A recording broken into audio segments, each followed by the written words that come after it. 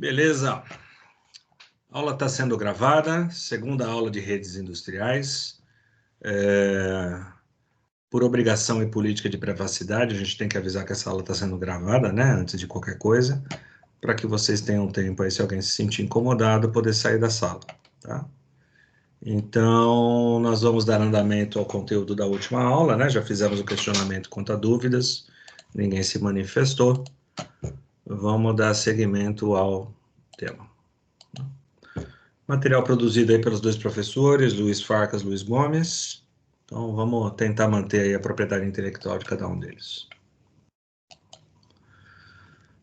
Um ponto importante que a gente precisa destacar para vocês é a questão de filosofia de distribuição de entrada e saída. Tá? Entrada e saída, vocês estão lembrados das aulas de CLP, né? O que são as entradas? São a leitura dos sensores? O que são as saídas? São a interligação do CLP com o mundo externo, com os processos. Nas entradas do CLP eu ligo os sensores, nas saídas do CLP eu ligo os atuadores, ok? Quando a gente fala de rede industrial, né, a gente sai dessa topologia tradicional, onde as entradas e as saídas estão ligadas diretamente no CLP, e entra no segundo modelo, tá? Onde existem remotas, né, módulos de entrada e saída que são responsáveis por coletar informação de campo e fazer atuação em campo, tá? Esse módulo aqui, ó, a gente colocou alguns exemplos para que vocês tenham uma visão do que são, né? Eles são interligados através de uma rede de comunicação. Então, está simbolizado aqui por essa barra aqui, escura, onde o CLP busca a informação na remota, traz a informação para o processo e toma uma decisão. E como que ele vai atuar? Ele pode mandar para uma outra remota. Liga motor, desliga motor, né? Liga forno, desliga forno, liga sirene, liga lâmpada, desliga lâmpada, liga eletroválvula. Você escolhe. Você tem o controle do teu processo. Então, a grosso modo, tudo aquilo que a gente fazia em loco com a programação do CLP, eu continuo conseguindo a fazer através da rede de comunicação. A qual distância? A distância que essa rede permitir, a distância que essa tecnologia de rede puder ser utilizada. No nosso mundo hoje da Industrial IoT, qual que é o limite de distância para a operação de uma planta? O limite da internet. Quer dizer que daqui do Brasil a gente pode pilotar uma planta na Ásia? Sim. Hoje existe tecnologia para isso. A questão é, posso? Outra questão é, devo? Sempre que a gente fala de rede industrial, essas duas perguntas têm que ser respondidas. Posso fazer? Sim, você tem tecnologia para alcançar, para ter esse alcance na área de controle. Devo fazer? Né? Qual é o risco de eu operar, por exemplo, uma usina nuclear à distância? Quer dizer que se falhar essa comunicação ou alguém entrar nessa rede, o cara consegue explodir a usina? É onde eu devo, não devo ter esse tipo de controle remoto para algumas partes, para alguns processos, tá? Mesmo havendo a tecnologia hoje, temos que ser conservadores e entender até onde vai o nosso limite de possibilidades e de deveres e de responsabilidades de automatizar um processo nesse porte. Ok?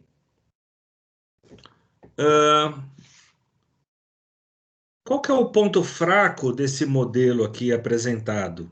Tá? Porque existe um ponto fraco. Tudo bem, eu facilitei a minha vida, eu tenho esse módulo a uma distância, sei lá, de 500 metros do meu chão de fábrica, do meu CLP. Perfeito, está operando, lindo e maravilhoso. Passa uma empilhadeira e rompe o cabo de comunicação. O que acontece com essa remota? Essa remota, normalmente, é uma remota que a gente chama de remota passiva. Uma remota passiva, ela não toma decisão por si só. Ela recebe instruções de um controlador e atua. Ou recebe um questionamento de um controlador e responde com a temperatura. É assim que essas remotas funcionam. Tá? Num caso de rompimento de cabo, eu perco o controle dessa remota. Então, esse é o grande ponto negativo dessa topologia. Tanto é que existem técnicas para manter essa tecnologia operando com maior probabilidade. Fiação redundante, né? Se quebra um fio de um lado, pelo outro lado, onde é passado na planta, o outro fio está inteiro. Então, eu continuo conversando com esse equipamento. Tá? Mas isso aí depende de outros fatores que a gente ainda vai ver lá na frente desse curso. Tá? No momento, não. Então, tá bom, professor. Se existe esse ponto fraco nisso que você chama de filosofia de distribuição atual, o que é tendência, né, normalmente costuma responder aos anseios da tecnologia antiga. Ele responde às deficiências do que a tecnologia antiga não conseguia. Né? E é exatamente isso que, nesse novo formato, os equipamentos respondem. Né? São equipamentos inteligentes hoje. São sensores inteligentes. São atuadores inteligentes. Por quê? Inteligentes. Mesmo que haja uma queda nessa comunicação existente, existe uma programação local onde esses dispositivos sabem exatamente o que fazer. Então vamos imaginar uma válvula proporcional inteligente. Eu deixo ela parametrizada que, no caso de queda de energia, no caso de queda da comunicação, ela vai permanecer aberta 100% por 15 minutos. E depois ela começa a fechar de 10 em 10% a cada 20 minutos passados. É uma programação, não é isso? Por que essa programação? Porque o engenheiro da planta prevê o quê? Se houver essa queda de energia, do lado de lá, onde ele está bombeando, ele vai obedecer essa regra de decaimento de bombeamento. Ele sabe que essa bomba vai demorar 20 minutos para despressurizar e vai reduzir essa potência da bomba de 10 em 10 minutos, de 10 em 10%. Então, mesmo que eu não tenha essa comunicação, os dois lados da moeda sabem o que fazer numa situação de contingência, numa situação emergencial. Tudo bem? Por isso que esses dispositivos são chamados de dispositivos inteligentes, né? São dispositivos que são conectados direto na rede, mas que têm uma inteligência local. São sensores, por exemplo, de temperatura, onde você não pega um sinal, simplesmente um sinal analógico. Você conversa com o sensor. Qual a temperatura que você está no momento? Eu estou a tantos graus Celsius. Gere um alarme quando você atingir 275 graus. Olha, atingi o valor que você pediu, estou te gerando um alarme. O que você quer que eu faça agora? Então, existe inteligência, existe interação entre os dispositivos de automação. Não fica mais tudo sobrecarregado em cima do processamento do CLP. Parte do processo está aqui dentro, parte do processo está ali fora. Na verdade, o que essa literatura aqui coloca como tendência, hoje já é realidade, tá, pessoal? O tradicional ainda continua sendo usado, porém obsoleto. O atual continua sendo usado, porém obsoleto. Obsoleto no seguinte sentido, né? Comparando ao top de linha que eu tenho hoje, essa tecnologia é antiga. Ah, mas por que ela é antiga? Parou de ser usada? Não.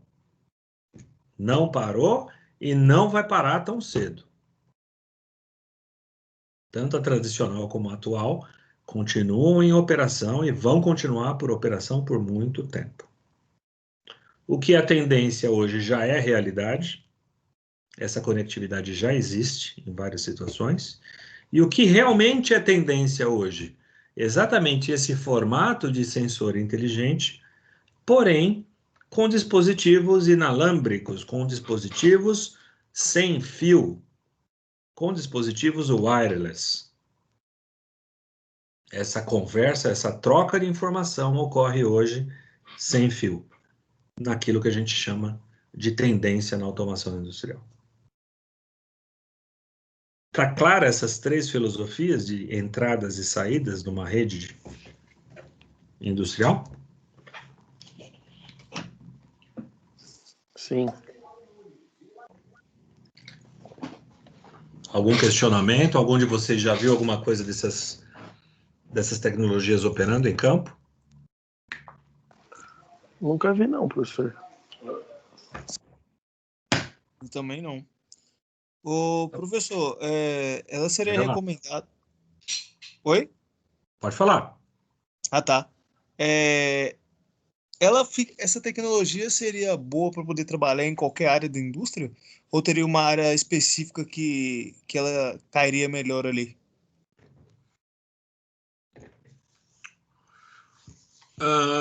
Vamos lá. Do lado dos fabricantes, o que os fabricantes falam? Olha, meu amigo, você consegue fazer a instalação de um dispositivo?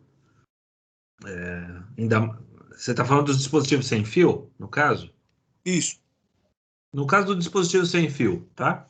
Qual é a estrutura que você precisa para o equipamento? Um ponto de alimentação.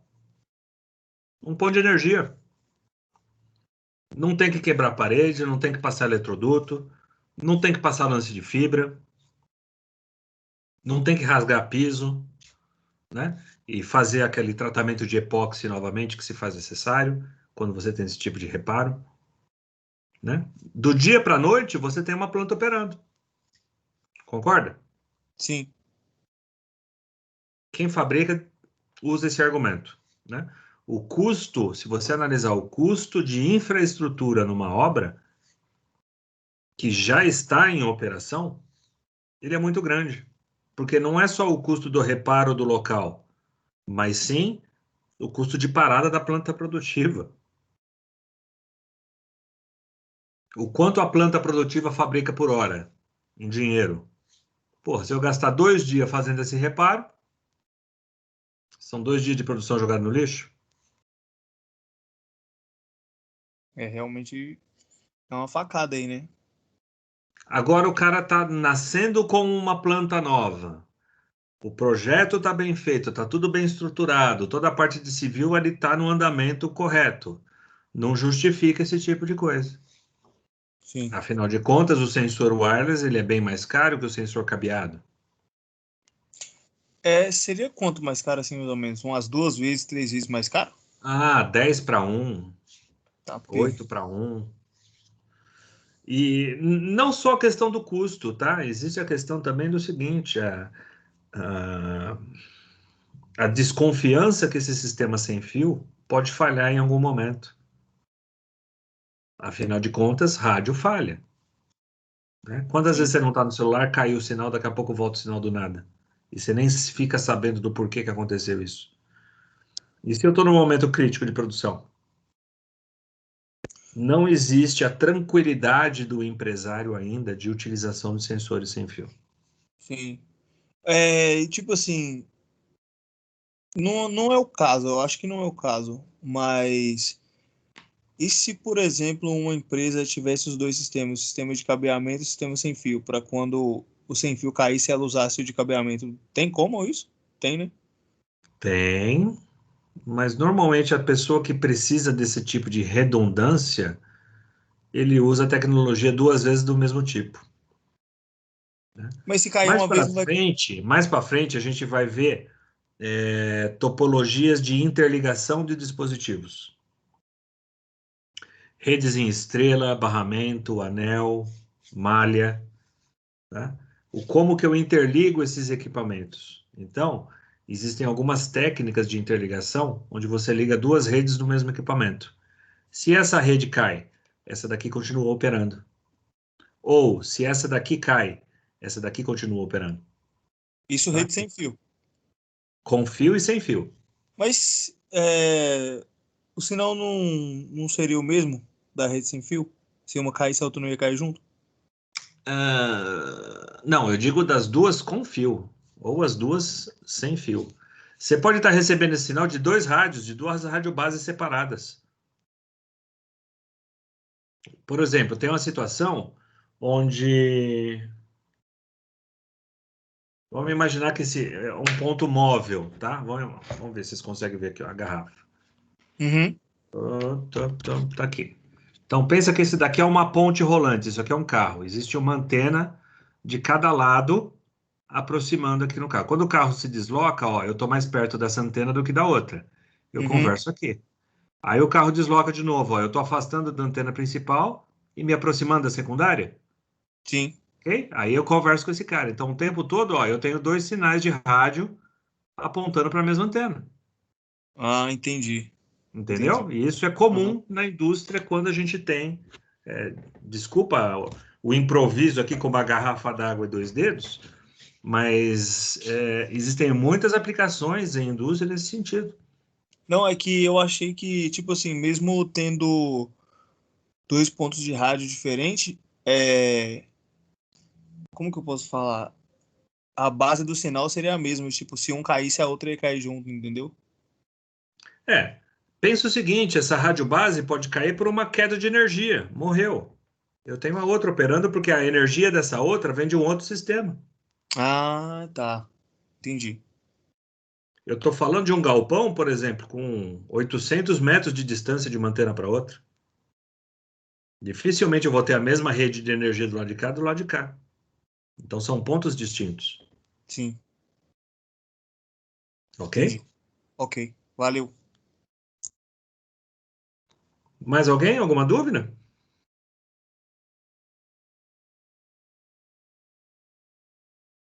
Ok, a gente vai voltar nesse tema, conforme eu disse, né, no momento que a gente falar a respeito de topologias de ligação de rede.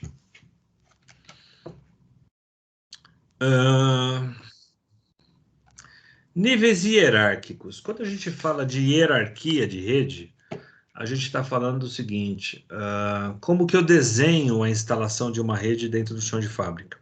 Tá? O modelo mais convencional, mais tradicional possível existente na face da Terra é esse modelo da pirâmide. Tá? Nesse modelo de pirâmide, a gente tem o quê? A distinção do sistema de chão de fábrica em relação à gestão da operação lá em cima. Tá? Por que existe essa distinção? Uh, Já ouviram falar aquela frase ferramenta boa é ferramenta específica? Não. Pois é. Qual é o foco dos elementos de controle numa empresa? Não é garantir que o motor ligue e desligue? Não é verificar se a temperatura está dentro do padrão que ele quer? Não é fazer a abertura da válvula de escoamento no melhor momento possível para poder escoar a produção e acelerar esse processo? Não é essa a função do local de controle do meu sistema ambiental, do meu sistema industrial? Fica claro quando eu falo isso? A função desses CLPs que estão ali no chão de fábrica? Sim. Ok? Na rede de controle de célula, qual que é a função de um sistema de monitoramento? Não é olhar a coisa como um todo? Olha, aquela célula produtiva está produzindo? Ela está com algum alarme acionado? Qual é o rendimento da operação daquela máquina? Qual que está sendo o índice de perda daquele equipamento? Qual é a previsão de próxima parada para manutenção nos bancais daquele motor? Isso é você supervisionar uma planta. Você não fica metendo o dedo ali na operação. Ah, mas tem certeza que a temperatura de 100 é 100? Não. Essa aferição é responsabilidade do controle local, né? No controle de célula, a gente olha a operação de cima para baixo. Como que está de forma macro a coisa acontecendo?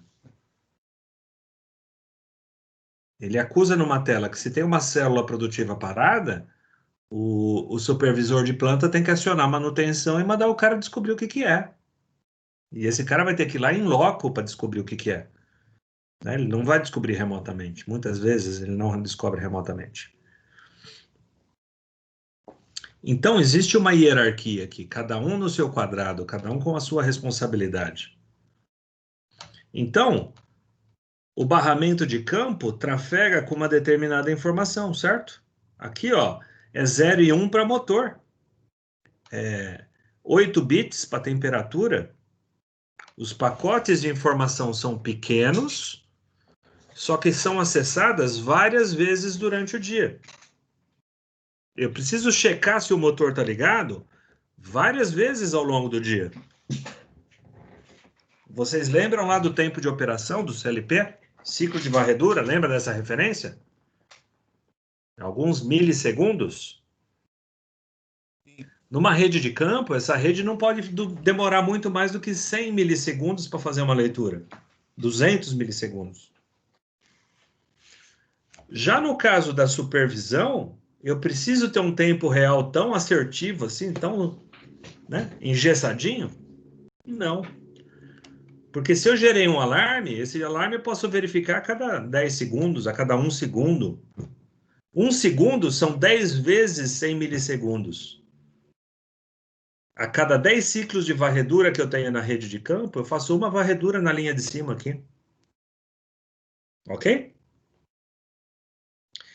E esse sistema, que é o tal do SCADA, que é o sistema de supervisão, que a gente vai ver um pouco mais para frente no curso, qual que é a função dele, além de monitorar esses dados de campo? É gerar informação para as redes locais superiores, para o PCP, para o ERP. Né? O PCP lá é o Plano de Controle de Produção. É ele que está sabendo ali qual que é a velocidade do que está sendo produzido e quando que é a previsão que ele vai finalizar aquele lote para o ERP fazer a venda. O ERP é Enterprise Resource Planning, Planejamento de Recursos Empresariais. É aqui em cima que eu vou saber o seguinte, olha, eu vou cumprir ou não o prazo que o cliente pediu para entregar aquele lote? Nesse nível de cima, pessoal, é troca de e-mail, é troca de banco de dados. MySQL, falando aqui num Oracle, num SAP. Já ouviram falar do SAP, não ouviram? Ah. O que é o SAP? O SAP é um ERP. É um software que fica gerenciando toda essa informação daquilo que está sendo produzido. Só que esse ERP só vai ter a informação se a rede de barramento de campo tiver a leitura dela indo transferindo aqui, ó, em cada uma das etapas. Tá claro isso? Você poderia explicar de novo, por favor? Vamos lá. Gerência. Como é que o gerente se comunica com o andar de baixo? Não manda e-mail? Sim. Qual o tamanho de um e-mail? Qual o tamanho de Kilobytes? uma planilha de Excel? 1 megabyte? Sim. Por aí. 1 megabyte é 1 milhão de bits. Com 1 milhão de bits, eu monitoro na rede aqui embaixo 1 milhão de motores. Que planta que tem 1 milhão de motores? Acho que nenhuma, né? Eu desconheço. Eu desconheço. E eu já vi muita planta com muito motor. Mas 1 milhão de motores, eu desconheço. O que eu quero dizer para vocês é o seguinte. Se esse e-mail demorar para ser trocado aqui, ó, demorar 1 minuto do PCP para o ERP, alguém morre? Sim. Morre? Demorando um e-mail? Não, e-mail não. Um Mas e-mail não. a informação vai demorar a chegar e pode gerar atraso em Eu posso gerar operações. um atraso, mas ninguém vai morrer se o gerente receber um e-mail de uma reunião 1 minuto atrasado.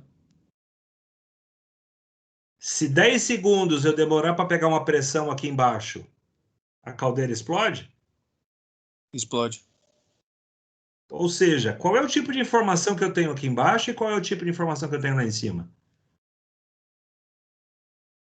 Aqui embaixo são pacotes pequenos e eu tenho que ter alta velocidade nessa transferência.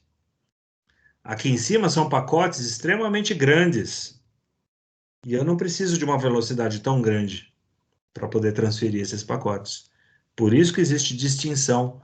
Cada um desses níveis tem a sua responsabilidade numa cadeia hierárquica de produção. Porque o que eu trafego lá em cima tem uma prioridade X, o que eu trafego lá embaixo tem uma outra prioridade totalmente diferente. Fez sentido agora ou não? Sim. Com as novas tecnologias de interface, novas tecnologias de equipamentos, novas tecnologias de redes industriais, tá?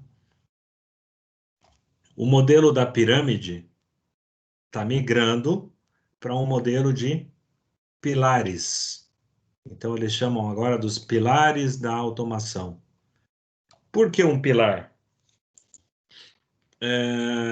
Tem informação que está aqui embaixo que eu já posso mandar direto para o nível lá de cima. E tem informação lá de cima que eu posso mandar direto para o andar daqui de baixo.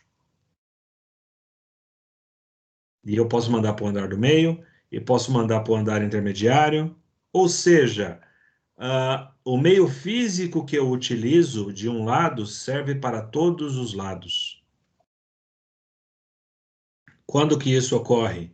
Quando eu estou falando de interfaces Ethernet no ambiente de chão de fábrica. Como ele é uma interface muito rica em termos de disponibilidade, eu posso ter várias línguas trafegando ao mesmo tempo, vários protocolos conversando ao mesmo tempo nesse meio físico. E isso me permite conversar em linguagem de máquina, conversar em linguagem de banco de dados, conversar em linguagem de navegação. E são tecnologias desse tipo que possibilitam que hoje a gente tenha a tal da internet das coisas, ou a internet industrial das coisas. Tá? Mas isso é um tópico que eu tenho que falar para vocês lá na frente, quando a gente for falar de redes industriais, na parte de protocolos. Tá? No momento, o que eu preciso que vocês entendam é, independente se é uma pirâmide ou se são pilares, essa hierarquia de gestão produtiva, ela sempre vai acontecer, tá? Se vai ser o mesmo meio físico ou se haverão meios físicos distintos, não interessa, né? A hierarquia na gestão da produção sempre vai acontecer. Ok? Uma outra forma de apresentar essa pirâmide também é essa daqui, ó. Ah, tá.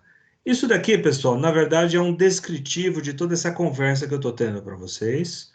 Como esse material ele está sendo disponibilizado a vocês em PDF, então é para um momento de estudo, um momento de revisão, vocês vão poder ler aí e entender cada um dos níveis que a gente comentou com vocês, tá? Nível de campo, responsável por controlar os equipamentos de campo. O nível de controle, responsável pelas rotinas executadas pelos equipamentos, né?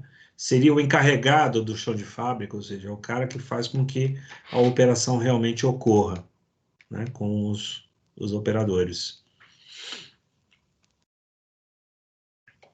Nível de gerência, o propósito é tratar dos dados coletados e possibilitar a comunicação entre computadores da administração da indústria e o chão de fábrica, né? Aqui já são a rede de equipamentos mais inteligentes, CLPs, SDCDs, os próprios micros industriais aí são utilizados nesse nível de gerência aqui no caso. Ok? Ok. Agora sim. Uma outra forma de representar essa rede para vocês é essa daqui, ó. Tá? Eu tenho o nível de campo conversando com dispositivos de campo, sensores, atuadores, controladores e outros equipamentos. Nível de sistema. Posso estar falando com o computador. Posso estar falando também com controladores ou qualquer outro equipamento.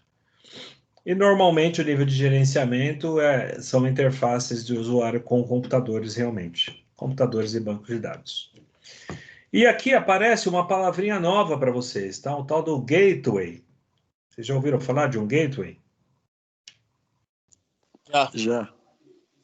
O gateway é aquele papel de tradutor, né? Ele é o dicionário na rede industrial. Então, se eu falo no nível de sistema com uma rede do tipo A e no nível de campo uma rede do tipo B, B não fala com A direto. O B fala com a interface B do gateway e o A fala com a interface A do gateway. Então, o papel do gateway é traduzir de A para B e de B para A. O tempo todo ele fica trocando informação de um lado para o outro. Tá? Literalmente, ele faz o papel de um tradutor. É um tradutor de protocolos, tá? De linguagens de comunicação. Lá na frente a gente vai falar dessas linguagens de comunicação. São diversas as linguagens possíveis e imagináveis, são diversos os gateways que são utilizados desse tipo, né? Não tem um equipamento universal aqui, né? Você adquire esse produto, protocolo A com protocolo B, protocolo X com protocolo Y, de acordo com a sua necessidade, de acordo com a sua demanda. Tudo bem aqui, pessoal? Tem gente que não gosta dessa história de utilizar gateway no meio do chão de fábrica, tá? Eles alegam o seguinte, olha, é mais um elemento para apresentar falha entre os dois mundos aqui, né? Se esse cara para toda a minha rede, para toda a minha comunicação. Nessa situação, o que esse pessoal opta? Por trabalhar com um único equipamento e duas interfaces de comunicação no próprio equipamento. Então, eu vou comprar um CLP que fala com a rede A e também fala com a rede B. Eu vou comprar um controlador que fala com a rede A e também fala com a rede B. Esses caras aqui têm duas interfaces de comunicação nativas no próprio produto. Acaba saindo um pouco mais caro, muitas vezes, só que você não vai ter esse problema de um equipamento de terceiro falhar e você ficar sem comunicação de repente aqui, tá? Mas continua sendo nível de campo, nível de controle e nível de gerência. Dúvidas?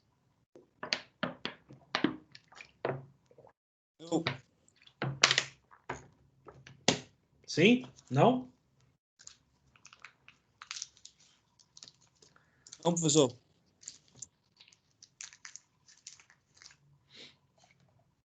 Pessoal que está no chat também, total liberdade. Eu estou monitorando aqui não só a mãozinha de vocês, mas o chat também. Se alguém quiser escrever alguma coisa a qualquer momento, tá bom? Então vamos lá. Afinal de contas, como é que se manda uma informação de um equipamento para outro? Tá? Partindo de um processo básico, tá? Um simples sistema de comunicação é formado por 5 elementos no mínimo. Esses 5 elementos são fonte de informação, transmissor, canal ou meio físico de transmissão, recepção e destino. O objetivo é enviar o conteúdo de uma mensagem, ou seja, um conteúdo, uma informação, de um local para outro, ou seja, de um transmissor para um outro receptor. Então, essa imagem aqui, ela simplifica tudo isso que a gente está falando de comunicação, tá? Existe um conteúdo que precisa ser transmitido através de um meio físico.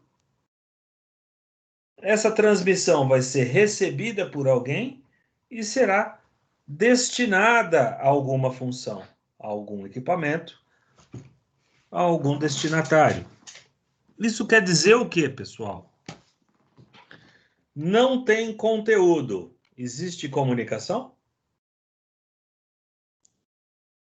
Não. Não tem o destino, a mensagem. Vai existir comunicação? Não. Não tem o meio físico, eu não tenho um canal de comunicação. Eu consigo fazer essa mensagem chegar aqui? Não. Falhou o transmissor, falhou o receptor? Não tem comunicação. Para que haja uma comunicação real, eu tenho que ter, no mínimo, esses 5 elementos. Tá claro isso? Claro.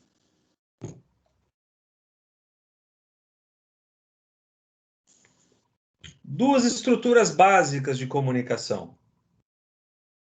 A primeira delas que a gente chama de mestre-escravo. Na estrutura de comunicação mestre-escravo, cada um dos nós da rede tem uma identificação própria. Então, ó, numa rede de 4 elementos, eu tenho um mestre e 3 escravos. O escravo número 1, escravo número 2, escravo número 3. Se tiver 30, escravo 1, 2, escravo 29, e assim por diante. Tudo bem? Tudo bem. Para a qual o equipamento mestre da rede envia os dados, um nó específico. Sendo assim, envia-se mensagens ao nó da rede e espera-se pelo retorno. Em outras palavras, escravo número 1, qual é a temperatura? A temperatura do 1 é de tanto. Escravo número 2, qual é a pressão? A pressão está em 45 psi. Escravo número 3, ligue o sistema de refrigeração. Sistema de refrigeração ligado. O tempo todo na mestre-escravo, o mestre pergunta, o escravo responde. O mestre manda, o escravo executa. E assim por diante. Característica importantíssima na topologia mestre-escravo. Toda e qualquer comunicação parte do mestre. Se o mestre não requisitar a informação, por mais que o escravo tenha essa informação em mãos, ele não vai disponibilizar o sistema. Ok? Outra característica. Quando o mestre fala, ó, vocês estão vendo que a rede é comum para todo mundo? Todos os elementos dessa rede escutam. O Professor, se escravo tiver 2 1 mestres. escuta a pergunta, o escravo 2 escuta a pergunta, o escravo 3 escuta a pergunta. Mas a pergunta foi feita para quem? Para o escravo 1? Então só o escravo 1 é que vai responder. Eu interrompi um comentário. Quem que ia falar aí? Foi eu, professor, foi mal.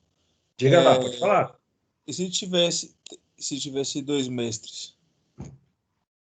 Ótima Existe pergunta. possibilidade?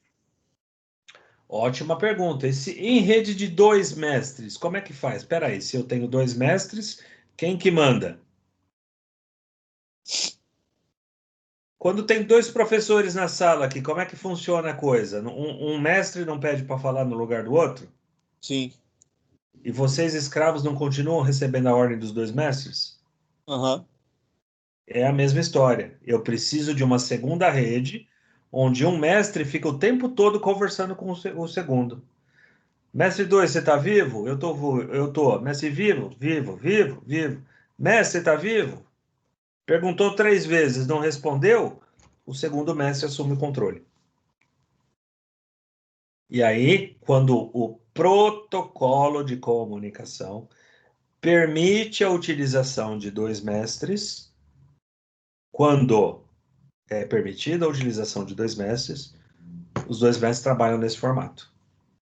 Além da pergunta ao escravo, um mestre fica perguntando o tempo todo para o outro se ele está vivo. Está vivo? Tô. Está vivo? Tô. Está vivo? Tô.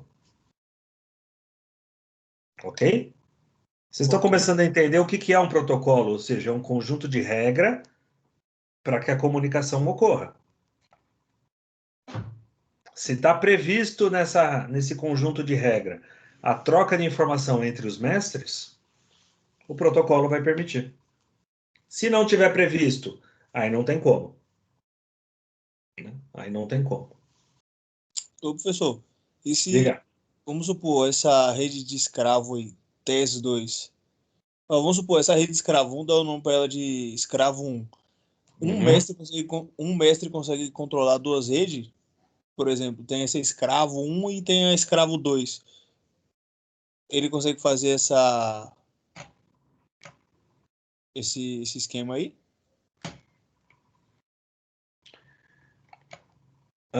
Ligações possíveis, tá? Existe um limite nessa quantidade de escravos, tá? Por rede de comunicação, por protocolo. Então, vamos imaginar que o limite de determinada rede é de 32 dispositivos. Mas eu preciso controlar 64 dispositivos. Então, o que eu vou fazer? Eu vou utilizar um mestre com duas interfaces de comunicação. Uma interface eu controlo 32 e a outra interface eu controlo do 33 ao 64. Faz sentido isso? Faz. Outra coisa que acontece também, eu tenho um mestre aqui com dois canais de comunicação. Ele pode ser o mestre para a rede primária e ele pode ser um escravo de uma rede secundária.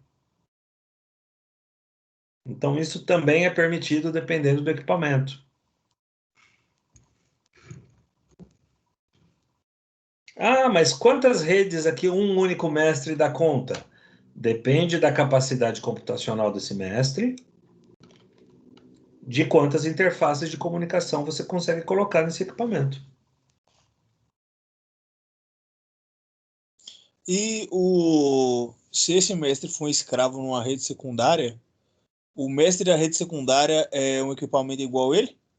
Não necessariamente. Eu posso ter um computador sendo mestre de um CLP. Eu posso ter um CLP sendo mestre de um computador. Eu posso ter um CLP sendo mestre de outro CLP e de outro computador. O céu é o limite, cara. Ok. A única observação que você tem que ter exatamente é o processamento desse equipamento vai dar conta? Então você tem que ter tudo isso muito bem desenhado antes de começar a comprar o hardware. Lembra lá atrás? Iniciando a automação do processo, levantamento dos pontos de entrada e saída e descritivo de funcionamento. Com base na quantidade de entradas e saídas do teu processo, é que você vai saber se você precisa de mais de um mestre, quantas entradas, quantas remotas você vai precisar usar naquele momento, tá? Uhum. Aqui a gente já começa a falar com projeto de gente grande, tá? Já é projeto de porte considerável. Certo? Certo. Se a estrutura não for mestre-escravo, trata-se de uma estrutura produtor-consumidor. Na produtor-consumidor, o que ocorre? Todo dispositivo nessa rede produz uma informação. Como é uma rede que também é compartilhada entre todo mundo, quando alguém fala, todo mundo escuta. Quem que vai usar essa informação que algum dos equipamentos disse? Quem precisar. Uma forma de eu traduzir isso para vocês é mais ou menos o seguinte, tá? Eu chego para vocês e falo, olha, são 8 horas e 10 minutos. Para quem serviu essa informação? Pra quem Pode ser que perguntou não o sirva horário. para ninguém. Pode ser que tenha alguém que precisa tomar um remédio às 8 horas. Esse cara vai falar, puta merda, eu tô atrasado. Eu precisava ter tomado um remédio às 8 horas. E não tomei. Aí, ou seja, eu produzi uma informação e alguém consumiu essa informação. Certo? Certo. extrapolando isso para o mundo industrial. Temperatura do processo está em 150. Um outro consumidor nessa rede pode falar o seguinte: putz, como está em 150, eu fui programado a manter a 145, então eu tenho que ligar o meu resfriador. Esse segundo elemento na rede consumiu a informação 150 e gerou uma informação: ligar refrigeração. Um outro elemento pode gerar a informação: a minha pressão está em 45 PSI. E um outro consumidor fala o seguinte: 45, beleza, está dentro do esperado. Porque se tivesse 47, eu ia ter que ligar a válvula de respiro, a válvula de alívio. Ou seja, eu tenho uma forma também de distribuir informações nessa rede, só que com mais autonomia, né? Cada um sabe o que precisa e cada um sabe o que tem que gerar de informação nessa rede. É uma estrutura muito mais rica de comunicação em comparação com o mestre e o escravo. Nessa rede caiu um elemento, tudo bem, eu posso ter outros elementos fazendo a mesma função. Não dependo só de um único mestre perguntar de um por um para saber se está tudo bem. Cada um gera a sua informação própria.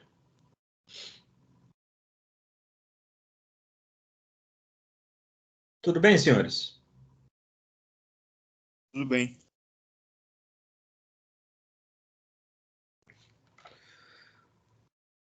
Eu queria falar um pouquinho de meio físico com vocês. Eu acho que dá tempo, sim. Vamos lá. Algumas formas são as existentes da gente mandar a informação de um lado para o outro, tá? A primeira, mais antiga, né? Mais utilizada, mais barata, é a tal da tecnologia do par trançado. Dois condutores isolados por capa, né? Capa isolante, também chamadas de twisted pair, é um dos modelos de comunicação mais utilizados na telecomunicação, tá? Baixo custo e simplicidade de conexão. Qualquer borne parafusável de 2 terminais, você interliga um equipamento desse. Os fios são trançados ao redor de um do outro para cancelar a interferência eletromagnética, né? Eles não poderiam ser paralelos ao longo de todo um comprimento? Poderiam, mas também seriam muito mais sensíveis a interferências eletromagnéticas do que o formato trançado, tá? Um outro detalhe, né? Um condutor paralelo a outro, o que acontece? Cria um efeito capacitivo, e isso também é prejudicial no mundo da telecomunicação, tá?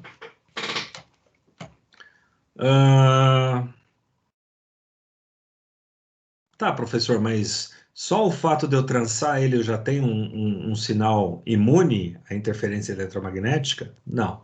Você reduz ele pela parte de construção mecânica.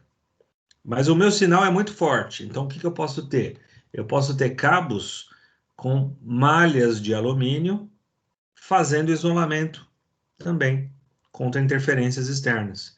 Então, ó, cada um desses parzinhos aqui, ó, tem uma fita de alumínio que isola cada um desses pares individualmente. Além desse isolamento da fita de alumínio, aqui eu não sei se conseguem ver, mas tem uma malha de cobre estanhado que faz a função também de isolamento de baixa e de alta frequência, né? A fita isola alta frequência, se não me engano, e a malha isola baixa frequência de interferência eletromagnética.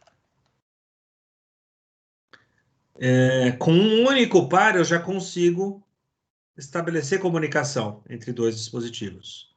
Só que o mais famoso que vocês conhecem, né, é o tal do cabo de 4 pares, ou também chamado de cabo de Ethernet. Na nossa aula presencial, a gente tinha todos esses cabos aqui exatamente para passar na mão de vocês, aí de um por um, tá? Por exemplo, né, o cabo UTP, que a gente chama, é o Unshielded Twisted Pair. Você tem 4 pares de cabos em uma capa de isolamento aqui de PVC, alguma coisa do tipo. Ou tem o STP também, que são os 4 pares com aquele isolamento contra a proteção eletromagnética que eu comentei com vocês. Tá? Então, é uma tecnologia muito utilizada, né, para diversas formas aí de comunicação entre equipamentos. Quando eu uso os 4 pares de uma vez só, a gente utiliza o que a gente chama de um conector RJ45, que é o tal do conector de Ethernet aí que a gente já tem algum contato, né? Eu posso dizer que eu acho que a grande maioria, pelo menos uma vez na vida, já viu um conector desse. Nossa, esse conector aí nem é utilizado mais, né? Ou é? Como assim, isso aqui? É. Sim, ainda é muito utilizado, sim. Mas ele, o... Putz, fugiu o nome agora. É, a Você fibra pode me... ótica tá entrando no lugar dele, né? Oi? Fibra ótica que tá... que faz a mesma função dele, né? Então, mas a fibra ótica, a gente ainda vai falar a respeito disso daqui. Ela exige um conversor eletroóptico, né? E o conversor eletroóptico, ela ainda tem um custo agregado relativamente alto, né? Para pequenas instalações, para instalações de pequeno porte. O uso da fibra ótica, ela faz sentido quando eu tenho grandes distâncias a serem atingidas. Ou quando a minha interferência eletromagnética é tão grande que eu não consigo trafegar dados, né, através de um par elétrico. Afinal de contas, o par elétrico ainda ele é mais barato que a fibra. A fibra barateou muito, mas um par elétrico continua sendo mais barato. Tá? Uhum. A internet ainda continua sendo muito usada, né, em situações aí. Se você tem áreas com grande interferência de ruído, você coloca enlaces nesse trecho de área que você tem muito ruído e volta para o par elétrico quando você já saiu dessa área de interferência. É isso que o pessoal costuma fazer. Mas tem um adaptador para as duas pontas, né? Por exemplo, para uma ponta de fibra ótica e outra ponta de par elétrico. Ou elas conectam direto. Não, existe o que a gente chamou agora de conversor eletroóptico. Um conversor eletroóptico hoje de boa qualidade para ambiente industrial custa algo em torno de R$ 1.800. Tá, porra.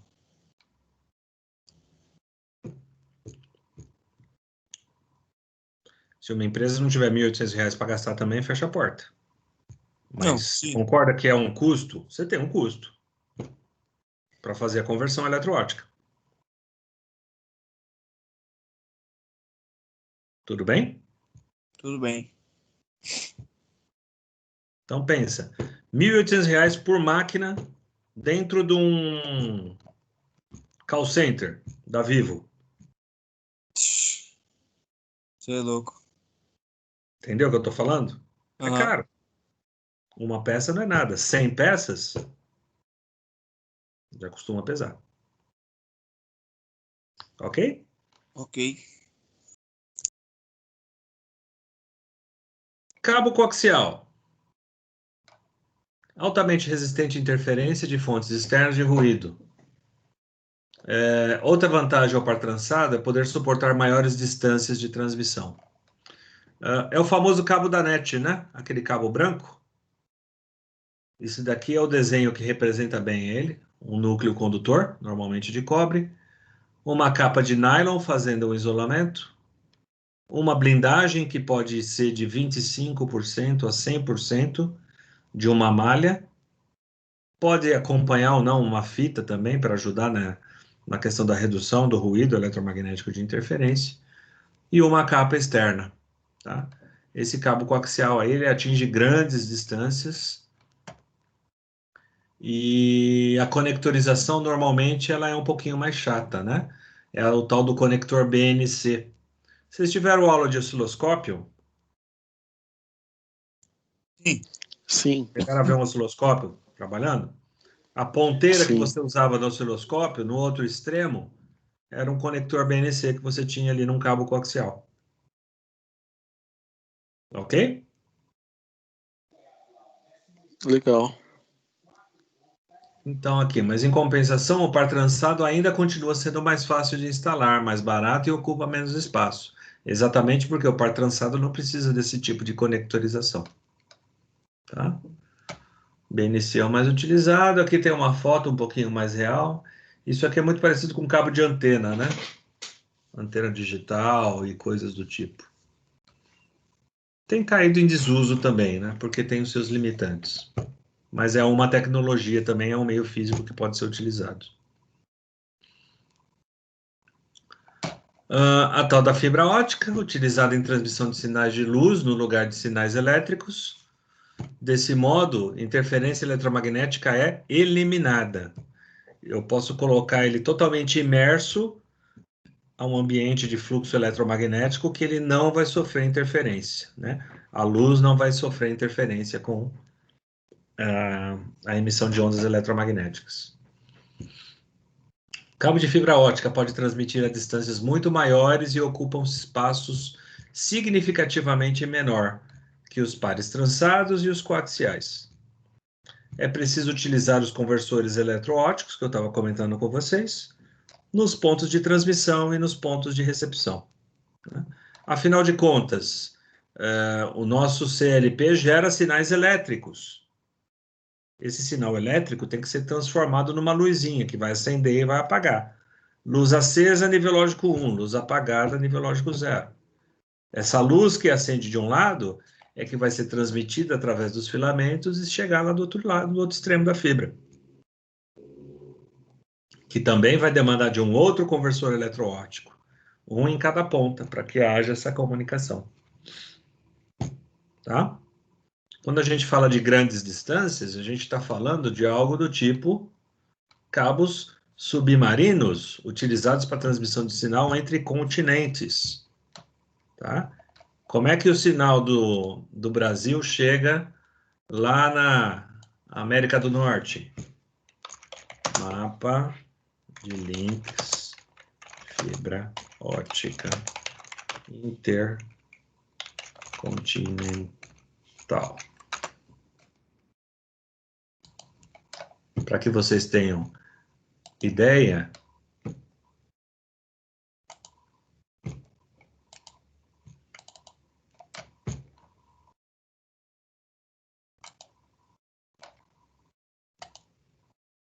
tá aqui, ó.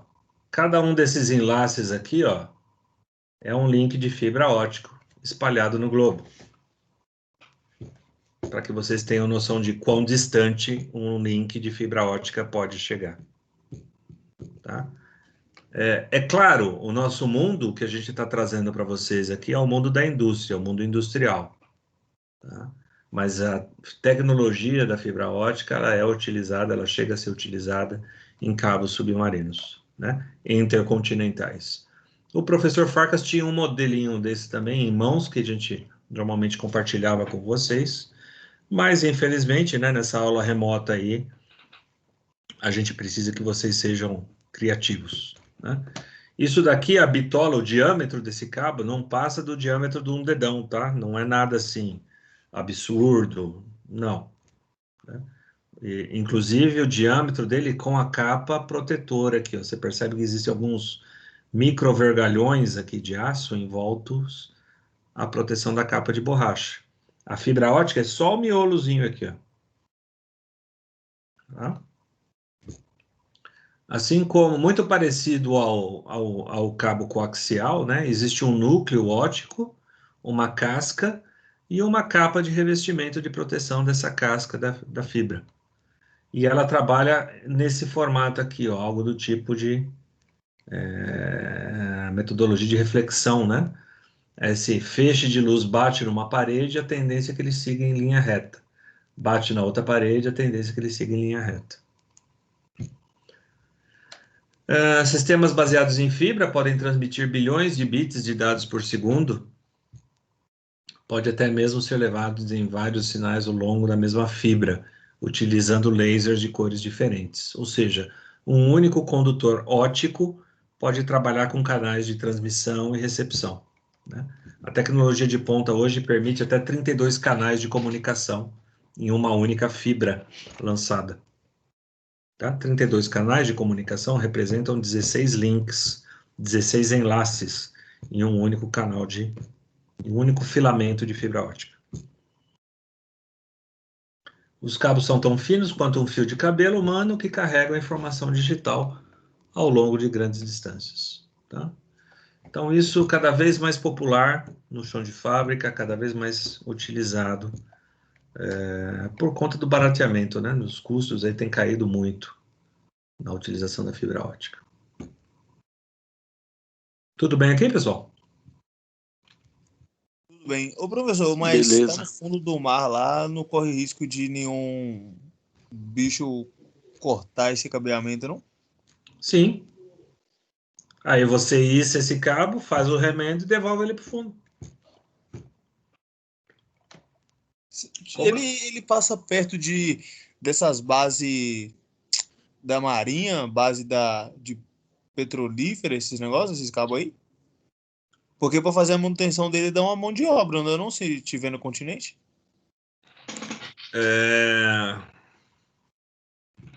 Mas o que gera de recursos, pensa o seguinte, a empresa que administra isso, o consórcio, na verdade, é responsável pela comunicação entre países, cara. Tu sabe o que é isso? Eu vou resolver cortar a comunicação, quero isolar o Brasil do resto do mundo. Eu desligo uma chave. Você acha que isso é barato? Isso não é barato. Então, é claro que o ganho é proporcional à responsabilidade da tarefa que ela executa. Existe isso, tudo isso em contrato. Olha, você tem que me garantir uma disponibilidade de tanto tempo. Então, você não passa um único link, você passa vários links. Eu mostrei o mapa para vocês, né? Sim. Existem vários links aqui, ó, entre São Paulo acho que região aqui é Fortaleza, esses enlaces aqui, eu não sei se todos já estão passados, inclusive, tá? Mas existem vários enlaces aqui que vão para vários locais. Então, se caiu um, tudo bem, eu posso fazer uma outra rota que vai me permitir garantir a conectividade dessas localidades também, né? E Não tipo vai ser assim, uma única fibra rompida que vai parar a comunicação do país. sim. Vamos supor, o Brasil tem um cabo só com os Estados Unidos. Não, não tem um Aí, cabo. não, é só uma suposição. Aí dá um problema nesse cabo, perde a conexão. Tem Sim, se como? você só tem um cabo, perdeu, é. Não, sim, mas o que eu quero dizer é o seguinte, aí perde a conexão. Tem como fazer um gato para poder, tipo, passar do Brasil para a África para ir para os Estados Unidos para fazer essa reconexão aí ou não?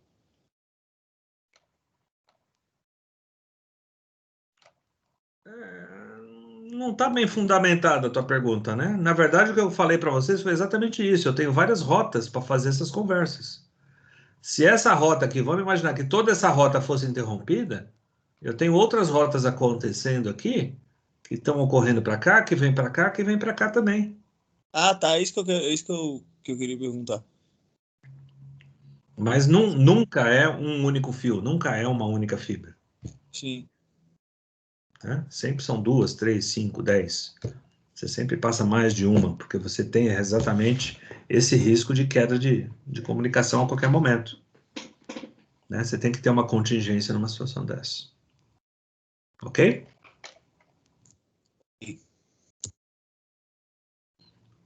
Por último, não menos importante, a tal da transmissão sem fio, né? Ou seja, atualmente sistemas de comunicação sem fio são utilizados em diversas aplicações que a gente bem sabe.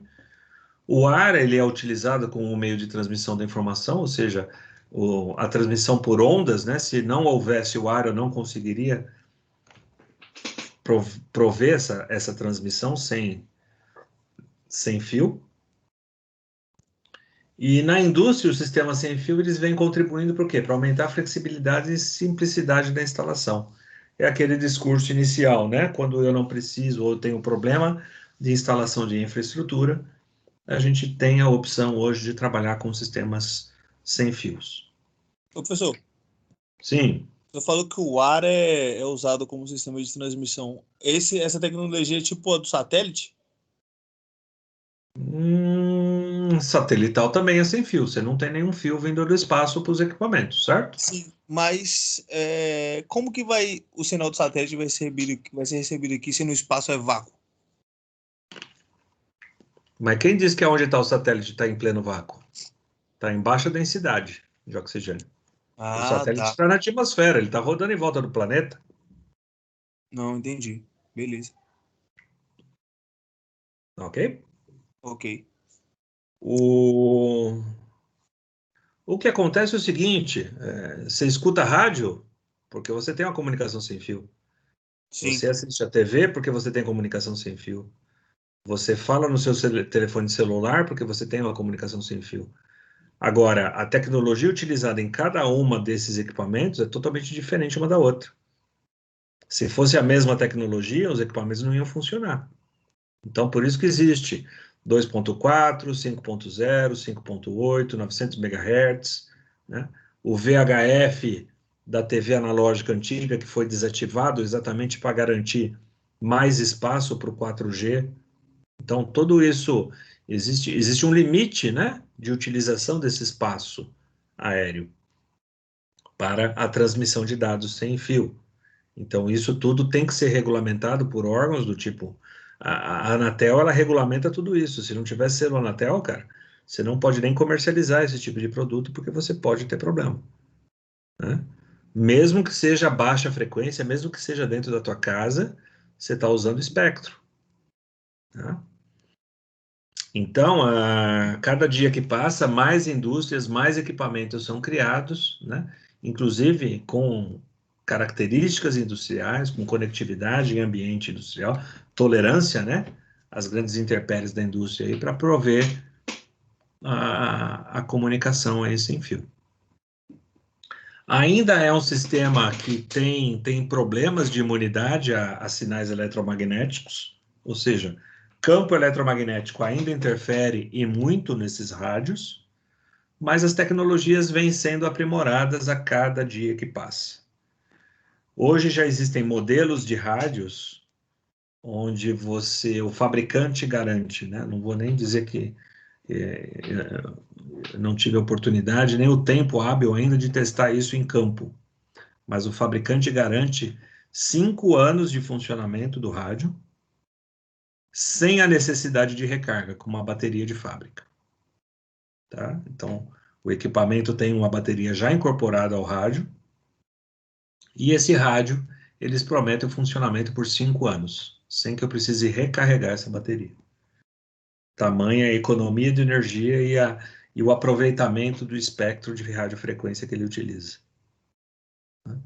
Mas também é um momento, é uma tecnologia para a gente discutir aí num outro momento. Dá para fazer uma aula inteira em cima desse tipo de tecnologia que a gente está falando. Tá? No momento aqui, a ideia é que a gente faça a introdução aos possíveis meios físicos que a gente pode utilizar em chão de fábrica. Dúvidas? Não, professor. Diga. Nenhuma.